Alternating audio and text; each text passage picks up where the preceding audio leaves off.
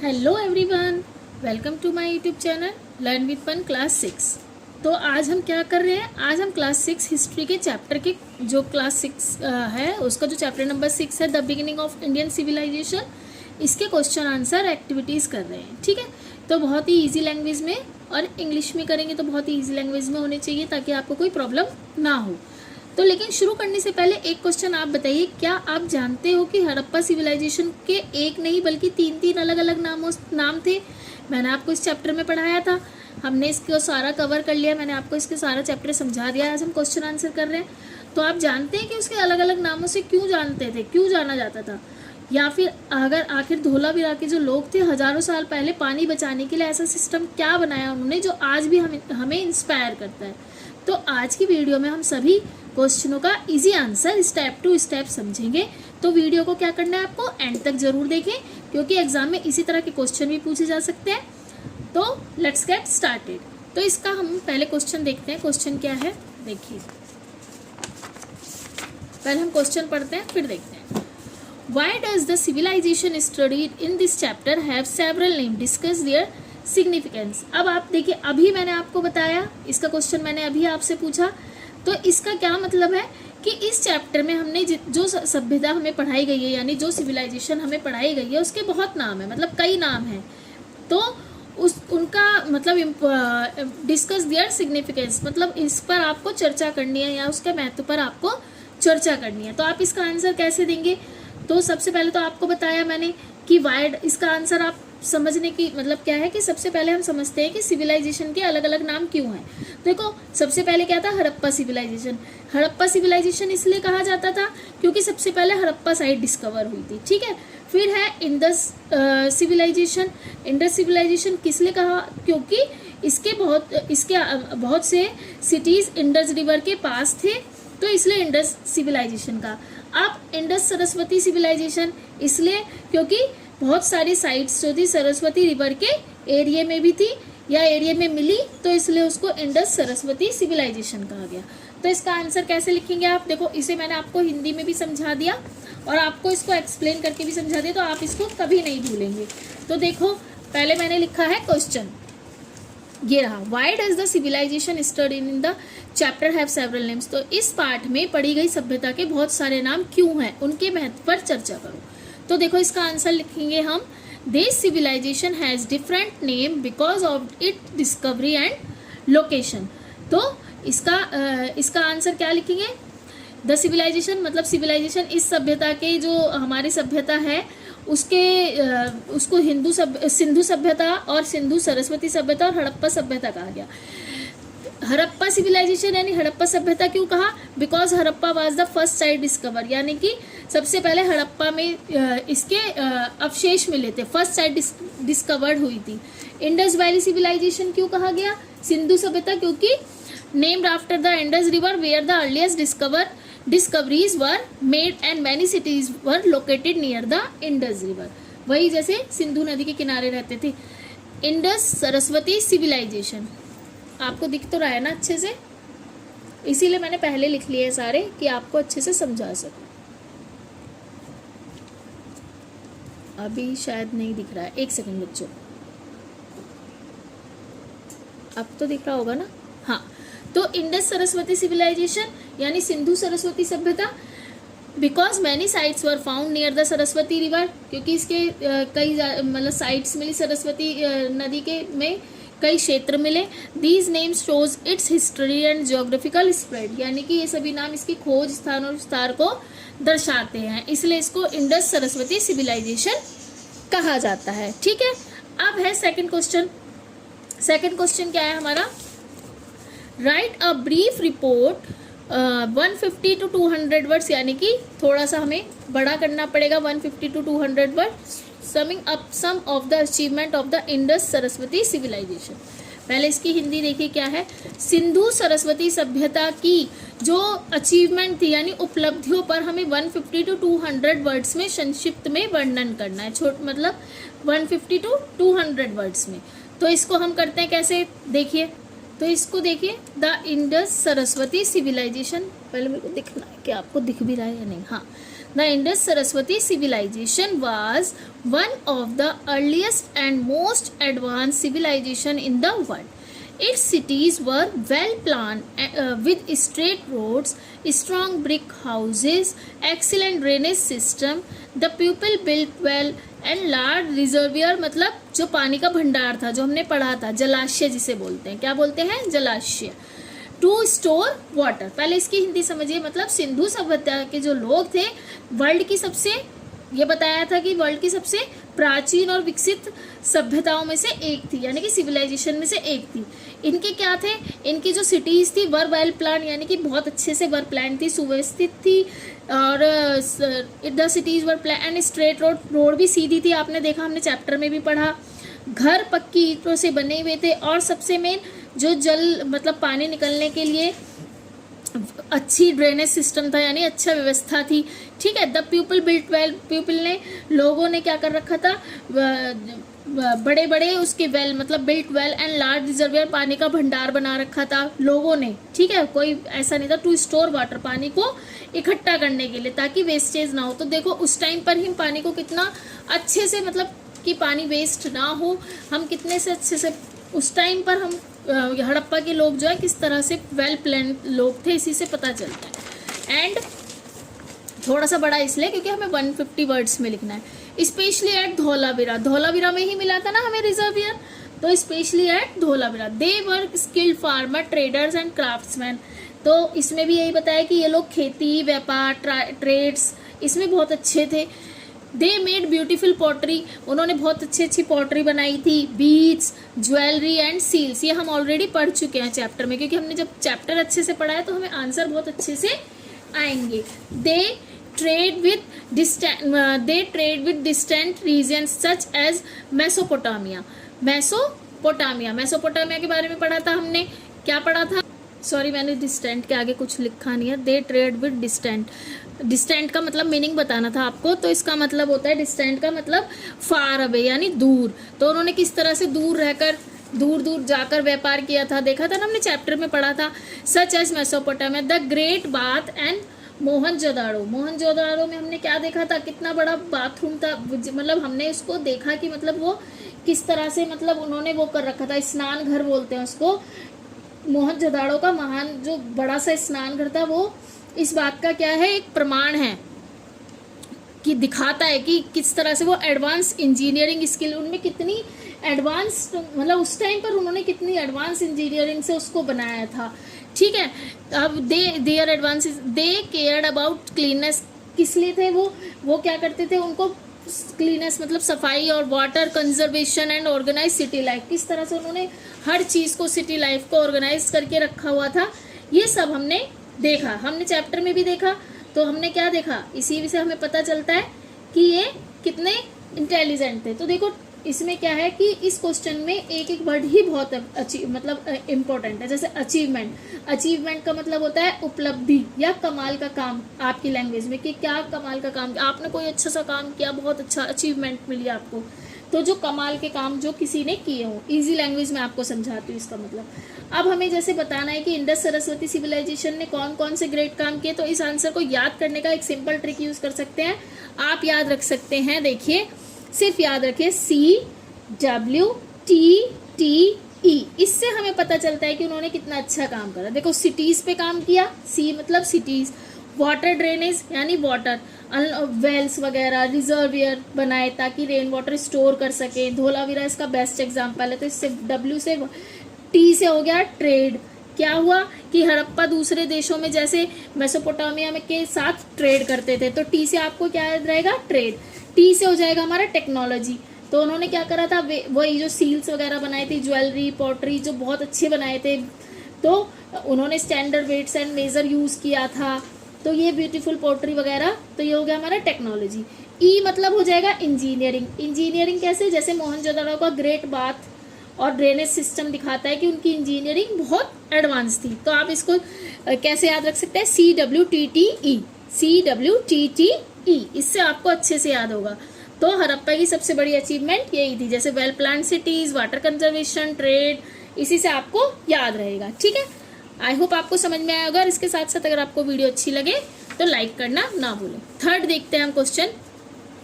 Imagine you have a travel from the city of Harappa. आप मतलब imagine करें कि आप हरप्पा सिटी, पहले आप क्वेश्चन पढ़िए, Harappa to Kalibangan, what are you different option, can you make a rough estimation of the amount of time each option might take। इसकी हिंदी देखिए क्वेश्चन की। पहले यदि आपको हड़प्पा से कालीबंगन जाना हो तो आप क्या करेंगे, मतलब किस चीज़ का इन्होंने बोला है कि आपको कौन कौन से आप पे ऑप्शन होंगे और किसमें कितना टाइम लगेगा, ये करना है आपको, किसमें कितना टाइम लगेगा। तो ये हमारा एक इमेजिन वाला क्वेश्चन है। तो देखो, अगर हम, यदि आपको हड़प्पा से कालीबंगन जाना हो तो यात्रा में कौन कौन से विकल्प होंगे, और अगर हम ट्रेवल ऑप्शन, पहले हम देखते हैं travel option from Harappa to Kalibangan. By land जाते हैं, ऑन फुट यानी पैरों से जाते हैं, तो अबाउट 20 to 25 डेज। देखो इसमें एस्टिमेट लगाना है, आप 30 to 35 डेज भी लिख सकते हैं, मैंने एस्टिमेट पे बताया। बाय लैंड यानी कि बलक कार्ट जो हमारी होती है वो बैलगाड़ी टाइप, उसमें हमें 15 to 20 डेज मान लीजिए।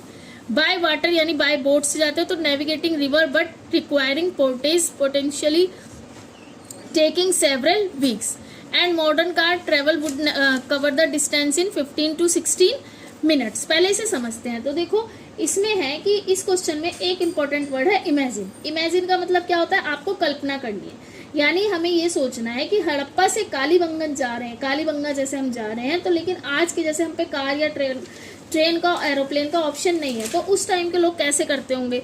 अगर हम देखो ऑन फुट जाते हैं तो ऑन फुट का मतलब हो गया पैदल चलना, इसमें लगभग हमें 20 to 25 डेज लग सकते हैं। ठीक है। ऑप्शन 2 हो गया हमारा बलक कार्ट, मतलब जो बुलक कार्ट होती है हमारी बैलगाड़ी, उसमें पैदल से थोड़ा जल्दी समझ ले, तो इसमें हमें कितने टाइम लगेगा, 10 to 15 डेज लग सकते हैं।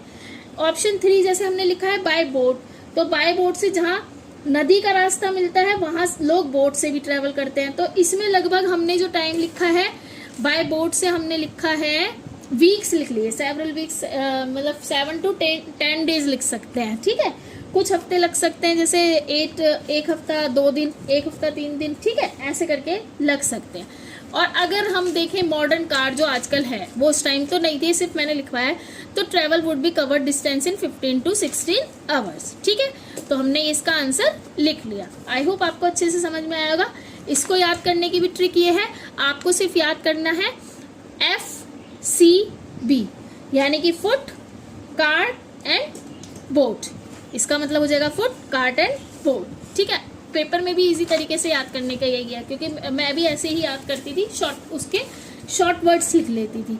तो इसका भी शॉर्ट वर्ड हम FCB से याद कर सकते हैं, यानी बाय फुट भी कर सकते हैं, कार्ट भी कर सकते हैं, और बाय बुलक कार्ट। ठीक है। W लगा के आप वाटर बाय बोट भी कर सकते हैं। ठीक है। अब है हमारा question number 4। Let us imagine a Harappa man और women being transported to an average kitchen in today's India. इसमें ये बोल रहा है, पहले क्वेश्चन समझते हैं। सॉरी मैं बार बार बीच में, क्योंकि मैंने क्वेश्चन की इसलिए हिंदी साथ में लिखी ताकि आपको समझ में आए। What are the 4 or 5 biggest surprises awaiting them. तो देखो इसका है, आपको इमेजिन करना है, यानी कल्पना करनी है, यदि कोई हड़प्पा के लोग आज के भारत की रसोई में आए तो उन्हें क्या क्या सरप्राइज मिलेंगे, क्या क्या आश्चर्य होगा उन्हें ये देख के। तो इमेजिन का मतलब मैंने आपको बताया क्या होगा, कल्पना करनी है आपको। तो इस क्वेश्चन में भी आपको पहला ही वर्ड इमेजिन की तरह ही कल्पना करनी है।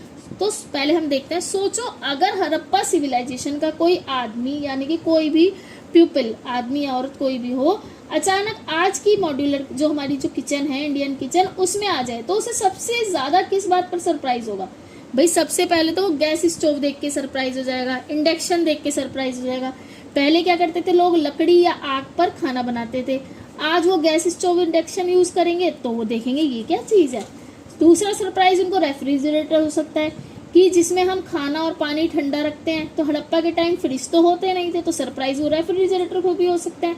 माइक्रोवेव ओवन को देखकर भी हो सकता है, माइक्रोवेव कुछ ही मिनट में खाना गर्म हो जाता है या उससे डिशेज बन जाती हैं, तो ये उनके लिए भी बहुत सरप्राइजिंग होगा।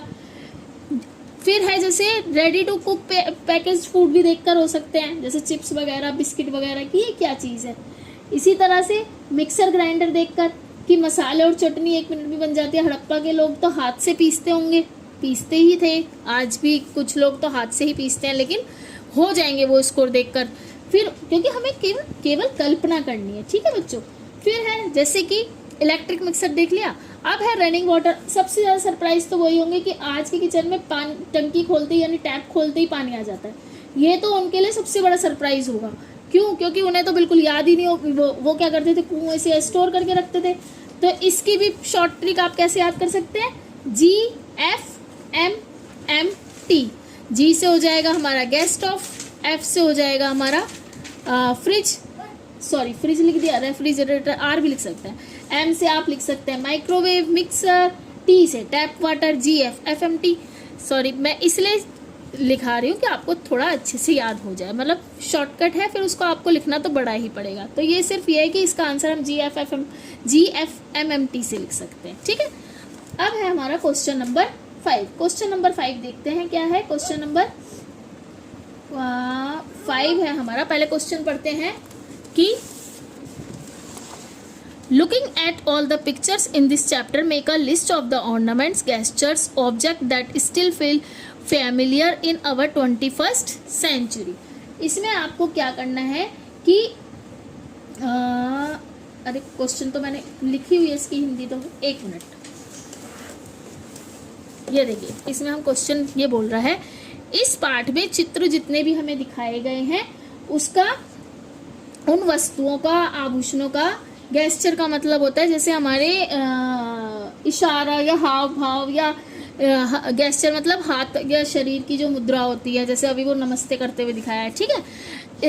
जो संकेत, गेस्चर मतलब संकेत टाइप का इशारा। तो सूची बनाइए जो आज भी हमारे जीवन में दिखाई देती है। तो ऑर्नामेंट्स में हमें इसमें क्या दिखा था, देखो पिक्चर्स में,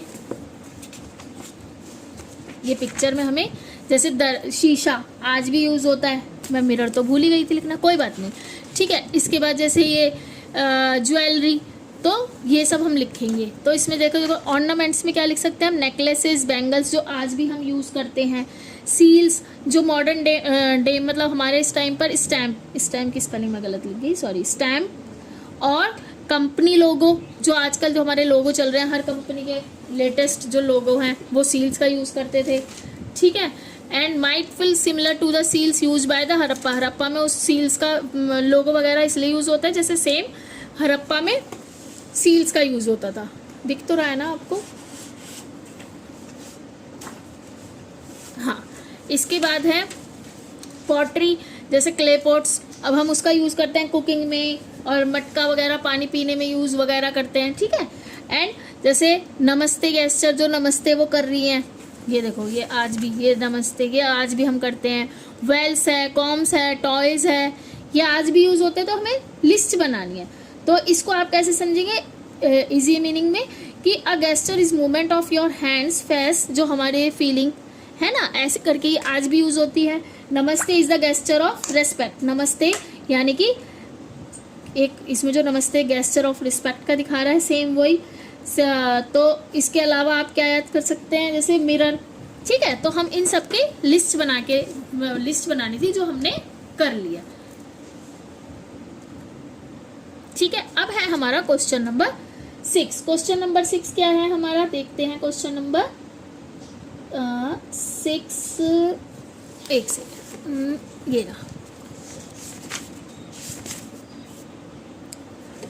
क्वेश्चन नंबर 6। क्वेश्चन नंबर 6 है हमारा, what mindset does the system of reservoir at Dholavira reflect. अब देखो धोलावीरा में जो रिजर्वियर था यानी पानी का भंडार या पानी स्टोर करने का, जिसे हम जलाशय बोलते हैं, धोलावीरा की जलाशय व्यवस्था किस प्रकार की सोच को हम दर्शाती है, क्या रिफ्लेक्ट डालती है हमारे ऊपर।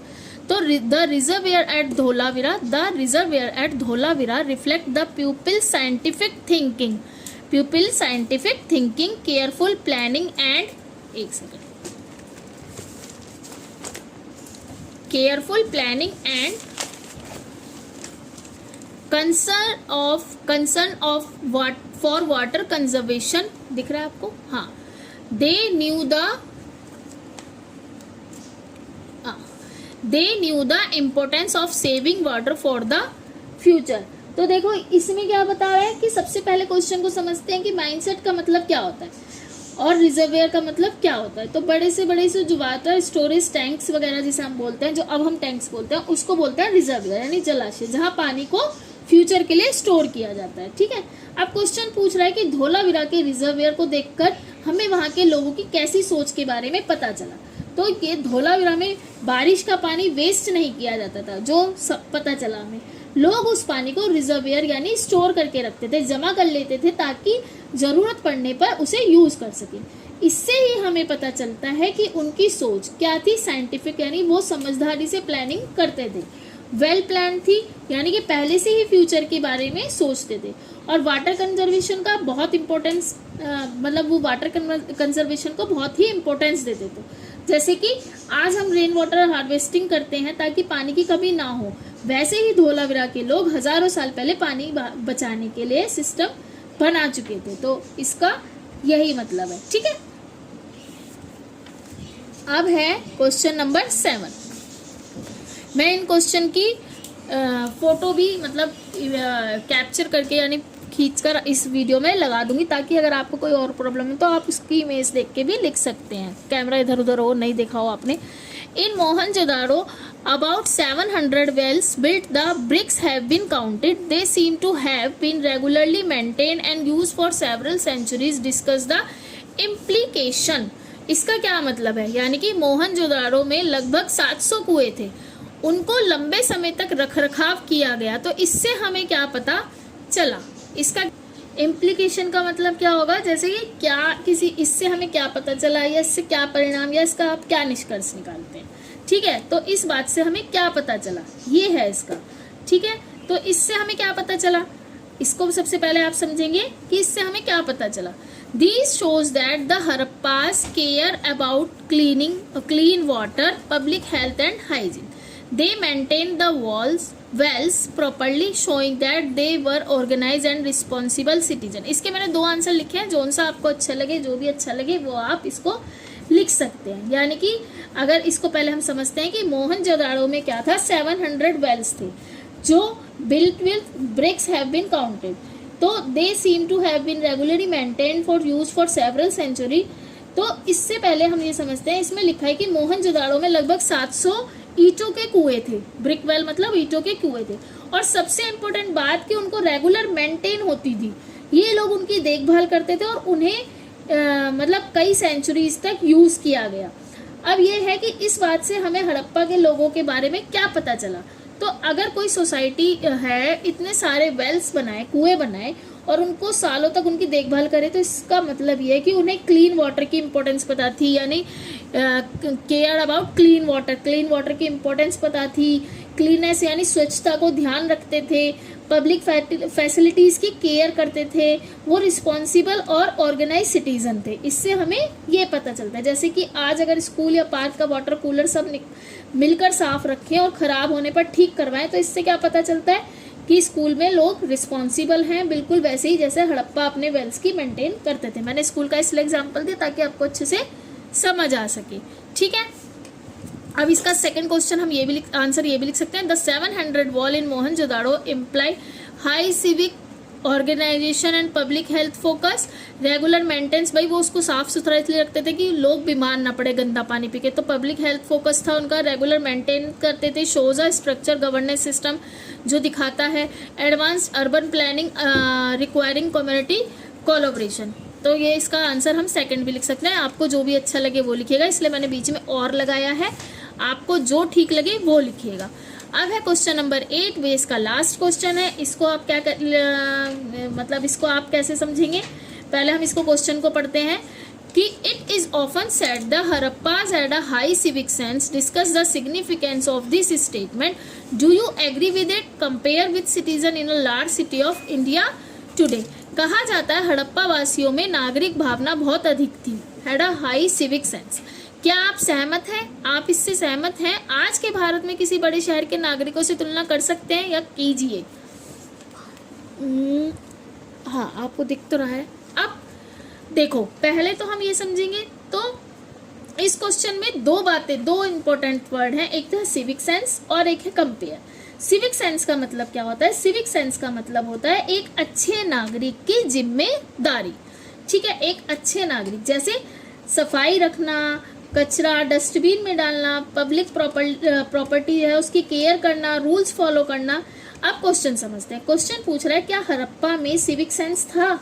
तो आपने देखो चैप्टर पढ़ा तो आप क्या कहेंगे कि था, क्योंकि हमने सब पूरा चैप्टर अच्छे से पढ़ा तो हमें यही देख के लगा कि वो अच्छे सिविक सेंस था उनमें। और क्या आज के बड़ी सिटीज के लोगों को उनकी तुलना उनसे की जा सकती है? तो पहले आप लिखेंगे हाँ, मैं मतलब इसका आंसर देखिए, ये रहा इसका answer. Yes the Harappa demonstrated a high civic sense as seen in their well-planned cities, proper drainage system and focus on cleanliness. They cared about cleanliness and followed rules. तो इसमें हमें क्या है कि उनको हमने क्या देखा था कि उन्होंने प्रॉपर ड्रेनेज सिस्टम भी किया हुआ था, लोगों को मतलब इसमें किस तरह से उन्हें जो कुएं वगैरह थे उनको कितने अच्छे से मेंटेन किया हुआ था। इससे पता चलता था कि और कोई भी मतलब गंदगी वगैरह जो देखने को पता चला। तो डेमोन्स्ट्रेटेड का मतलब यहाँ पर होता है कि मतलब यस द हड़प्पा डेमोन्स्ट्रेटेड, उन्होंने साबित किया था, हमें उनको मतलब उस तरह से दिखाया भी और साबित भी किया। तो इसको लिखेंगे या तो दिखाया या साबित किया कि वो किस तरह से वेल मेंटेन थे। तो इसमें मैं तो एग्री करती हूँ, मैं क्या आप भी एग्री करेंगे अगर आपने चैप्टर पढ़ा है और मैंने भी आपको अच्छे से समझाया कि वो किस तरह से रिस्पॉन्सिबल थे। But today many people also keep the, हाँ कुछ लोग हैं आज के टाइम पे जो साफ सफाई रखते हैं, but some throw garbage in public places, do not follow civic rule. We should learn from the Harappa, हमें हड़प्पा से सीखना चाहिए and become more responsible citizen. तो हाँ मैं एग्री करती हूँ, हड़प्पा के लोग क्या करते थे, अपनी सिटीज को क्लीन करते थे। भाई ड्रेनेज सिस्टम से ही पता चल रहा है उनका ड्रेनेज सिस्टम इतना अच्छा था। आज तो आप देखो जगह जगह पानी भर जाता है जरा सी बारिश में। उनका ड्रेनेज सिस्टम सॉरी उनकी सिटीज को क्लीन रखते थे, ड्रेनेज सिस्टम बहुत अच्छा था। वेल्स और पब्लिक प्लेसेस की मेंटेन करते थे। वेल्स तो देखो पब्लिक प्लेस का कोई अकेले का तो है नहीं, तो उसमें हमें चैप्टर में ये भी देखने को मिला कि वो कुओं को किस तरह से ध्यान मतलब अच्छे से रखरखाव रखते थे, कुएं का वेल मेंटेन रखते थे, पब्लिक प्रॉपर्टी का भी ध्यान रखते थे। लेकिन आज की जो बड़ी सिटीज है, आज भी बहुत लोग रिस्पॉन्सिबल सिटीजन है, लेकिन कुछ लोग रोड पर कचरा फेंक देते हैं, ट्रैफिक रूल नहीं मानते, पब्लिक प्रॉपर्टी को नुकसान पहुंचाते हैं। तो इसलिए हमें हड़प्पा से क्या सीखना चाहिए, cleanness, discipline and civic sense सीखना चाहिए। तो इसका आंसर ये है। इसी के साथ हमारे ये क्वेश्चन आंसर कंप्लीट होते हैं। इसके साथ साथ अगर आप चाहते हैं कि इसके कुछ एक्स्ट्रा क्वेश्चन भी कराए जाए जो पेपर में आते हैं, तो आप मुझे कमेंट बॉक्स में बताइएगा, मैं आपको अगेन वो क्वेश्चन आंसर करा दूंगी। इसी के साथ ही अगर आप कोई क्वेश्चन जो मैंने आपको चैप्टर समझा दिया है वो एंड ये जो हमने आज क्वेश्चन आंसर कंप्लीट किया, इसमें कोई भी प्रॉब्लम हो तो आप मुझे कमेंट बॉक्स में करिएगा, लिखिएगा, मैं आपको अगेन समझा दूंगी। और इसके साथ साथ अगर आपको वीडियो अच्छी लगी, आपको लगता है कि आपकी सारी जो इसमें कोई भी आपका डाउट नहीं रहा, सारे डाउट्स क्लियर हो गए हैं, तो वीडियो को लाइक करें, चैनल को फॉलो करें, सब्सक्राइब करें और शेयर करें। इसी के साथ साथ बेल आइकन को प्रेस करें जैसे ही मैं नई वीडियो लेकर आऊँ। अब हमारा नेक्स्ट टॉपिक होगा chapter number 7, the India's cultural roots, इसे हम करेंगे। इसी के साथ साथ बाय एवरीवन, और वीडियो को लाइक करना ना भूलें। बाय।